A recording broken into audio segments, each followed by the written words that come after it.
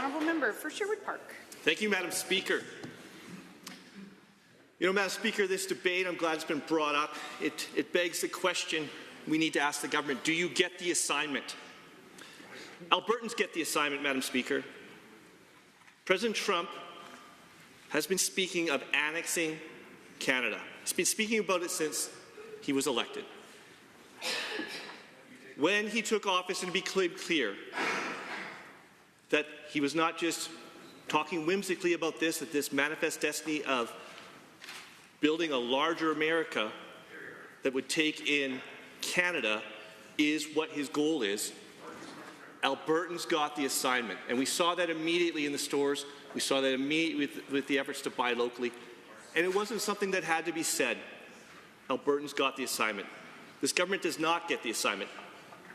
The U.S. president started talking about annexing Canada, and they thought, what a great opportunity to take more vacations to the United States. And while they're there, they're trying their best to get the attention of people down in the U.S. that are not concerned with Canadians. They do not get the assignment. Team Canada last Thursday got the assignment. When they were getting ready for the game, they knew what was on the line. They knew the rhetoric that was going on in the political world, and they had a hockey game they needed to play. And it was a magnificent hockey game, Madam Speaker. And so indulge me for a little while I just show how important it is to get the assignment, where we had a team captain from Cole Harbour, Nova Scotia, backed by an outstanding goaltender from Ontario, from the same place as the outstanding Connor McDavid, Richmond Hill. And the game started out with an amazing shot from Nathan McKinnon from Halifax, Nova Scotia, to get us the lead. And then two inconsequential American hockey players scored some goals. But then, with an amazing effort from a former Calgary Flame, Sam Bennett from Hollands Landing, Ontario, tied the game, which took us into overtime.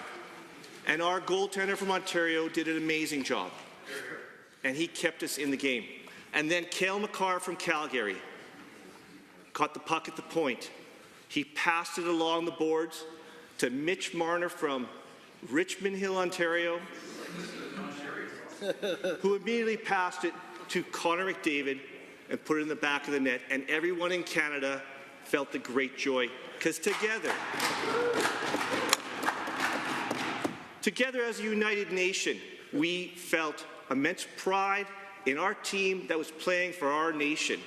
Team Canada's hockey team got the assignment. It's so important to bring this up, Madam Speaker, even though it's a wonderful story, because what Albertans want right now is a well-designed plan to protect the jobs and livelihoods of workers, of every single Albertan. And Albertans want us to emerge from this threat better than ever. So, you want to get rich? Do you want to build wealth and prosperity here in Alberta? Let's produce things. Let's create things. Let's grow things. Let's develop things made locally in Alberta. And let's develop a plan. Let's develop a plan, Madam Speaker, that knows the government has the assignment and they get the assignment. Because right now, this government thinks that this existential threat of tariffs is an opportunity to rag against the federal government. There is no Canadian government that has done anything that has led to the situation we're in. If the people across the way are going to try to imagine that Aaron O'Toole or Andrew Scheer would have put us in a better position than we're in right now, that is a foolish idea. Canada must stand together as a nation and be united, and we need to work.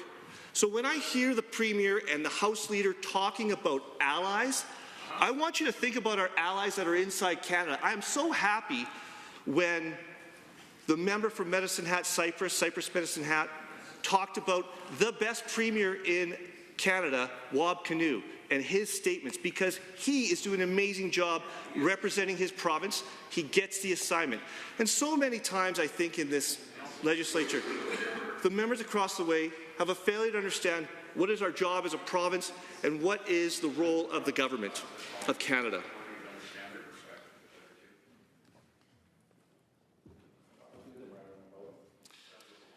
It is. Don't you get up? Get up. Quit speaking off then. We find ourselves at this critical crossroads, Mr. Speaker, in a place where decisions made in the halls of power in the U.S. are going to impact the economy and our daily lives. We have the uncertainty of the tariffs, which we've all talked about. We know of contractors that aren't getting work because people aren't sure they should go ahead. They're not sure how the economy is going to fare this year. And let's be clear, Donald Trump has started an economic war with Canada. And so let's turn to our allies. And those allies are Canadians, like the players on our hockey team. They're from across Canada. Let's stay focused here to make sure that we have the opportunity to build our markets inside our country. We need to lead this country in interprovincial trade. We need to lead this country in breaking down the barriers. We need to build critical infrastructure so that this is a place and an economy that can thrive with or without the trust of our largest trading partner. We need to focus on productivity, and we know that's been talked about up until this time.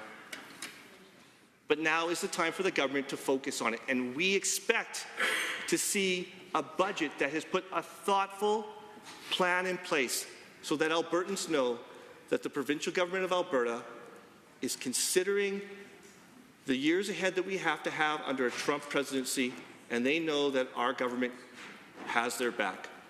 Get the assignment.